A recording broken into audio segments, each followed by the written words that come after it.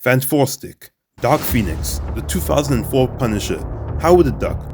What do they all have in common? They're all bad adaptations of good comics. Sometimes.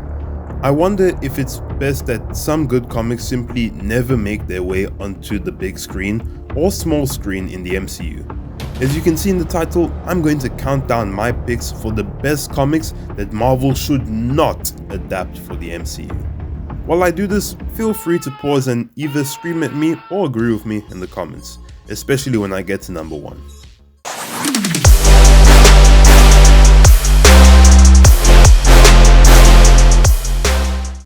At number 5, I'm putting Secret Invasion. Whoa, calm down, Jamal. Yes, I know that already happened, but the show is so divorced from the original comic. In my eyes, comparing the show to the comic is the equivalent of if Infinity War was a cheap spy thriller with only 3 non-powered side characters about finding one Infinity Stone to stop a skinny, non-threatening Thanos. Not the same thing, people.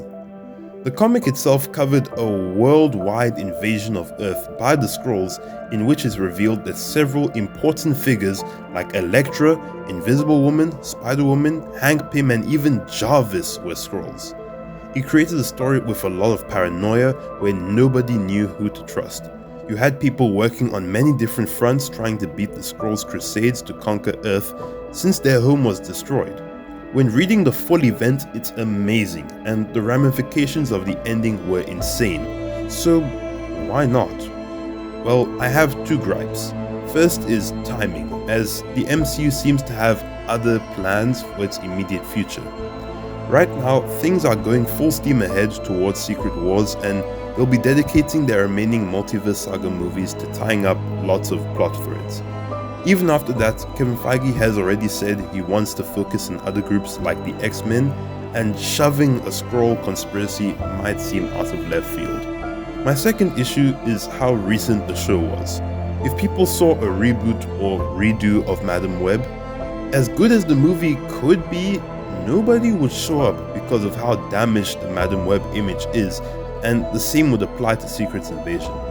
Even if Marvel were to attempt such a feat, I'd say wait for at least 10 to 15 years. At number 5, I'm putting Sins Past. Technically speaking, this comic isn't particularly good. If you've been reading comics for a couple of years or are a huge fan of Spider-Man, you might have heard of this, and considering that the One More Day storyline got adapted in Spider-Man No Way Home, I wanted to add this just in case Mr. Feige saw it. Sins Past was a controversial storyline in Amazing Spider-Man issue 509 to 514, which saw a retcon of the night Gwen Stacy died. In this story, how do I put this lightly? Let's just say Green Goblin and Gwen Stacy did some stuff, and Spider-Man was then forced to fight the offspring of this activity. To put it plainly, Spider-Man's worst enemy had kids with his girlfriend. I don't want to go deeper into it, and I think it's self-explanatory as to why such a thing should never again see the light of day.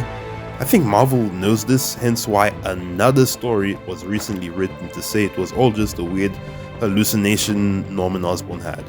But at the same time, One More Day made it, so the door's still open, no matter how little. At number 3 is Infinity War. Huh? What do you mean? They did it perfectly before.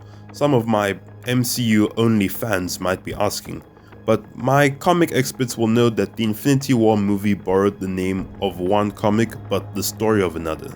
Infinity Gauntlet is what we got here. You should have gone for the head.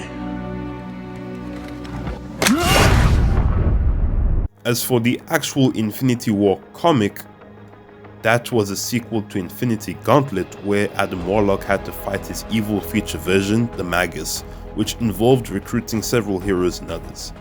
My main concern is the complexity.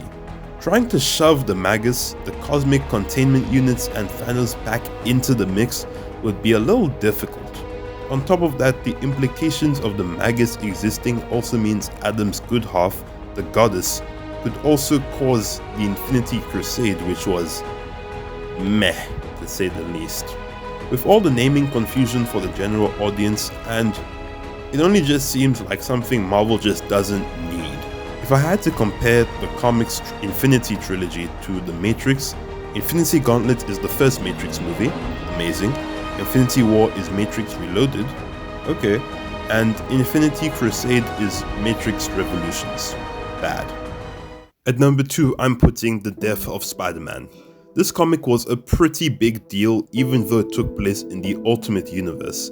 The reason they might consider such a thing is because this saw the introduction of Miles Morales, and there have been rumors of Marvel and Sony thinking of doing a live action Miles Morales, plus the MCU did bear a lot of resemblance to the Ultimate Comics in its early years. During the story, Spider-Man engages in a final battle against the Green Goblin to protect Aunt May and Mary Jane. However, he was already injured from a previous battle, and if you've seen the Ultimate version of Green Goblin, you'll know it was a difficult fight. He eventually beats the Goblin but succumbs to his wounds and dies as a hero.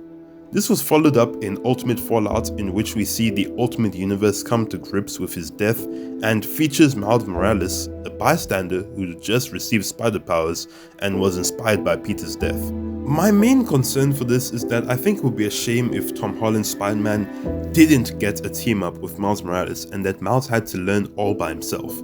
The dynamics seen in both the amazing Spider-Man PlayStation games as well as the recent spectacular Spider-Man comics showed that a project involving the two really would work.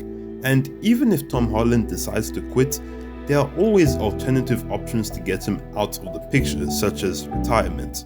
However, there is one comic that I think should never be seen, and that's the one where you don't subscribe or like the video. You've made it this far, so at least consider it. And finally, one I sadly say they should not do is Secret Wars. Yes, the Secret Wars.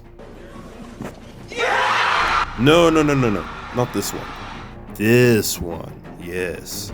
The original 1984 Secret Wars, which is not the same as the 2015 one that the movie is based on. This was Marvel's first major crossover and one of my personal favorite stories in comics. It had tons of iconic moments like Spider-Man getting the symbiote, it was super easy to read on its own without tie-ins, and had some awesome character moments and arcs, specifically with Dr. Doom, my favorite villain. The story followed the Beyonder, a cosmic entity which I actually spoke about in this video, who wanted to see whether good or evil would win. So he assembled a patchwork planet called Battleworld, as well as lots of Earth's greatest and mightiest heroes to face its villains as well. At some point, Dr. Doom then takes the Beyonder's powers and it becomes a battle specifically against him. Despite how much I love it, I think doing this specific story would look really small as a team-up movie when compared to the Secret Wars movie, which is going to involve the entire multiverse rather than just a little over 40 people. On top of that, the names and concepts explored like an all-powerful Dr. Doom might seem repetitive. On top of that, there are so many characters and things going on all over the show that to properly service everybody, they'd need to have the expert writing and directing seen only in Captain America Civil War and Avengers Infinity War. As I said, some things should just never be made. Maybe a hint or two can creep into the MCU, but others are just meant to be left untouched. But that's just me, so tell us in the comments below on what you don't want to see in live action or even animation, and don't forget to like and subscribe if you enjoyed the video. See y'all in the next video.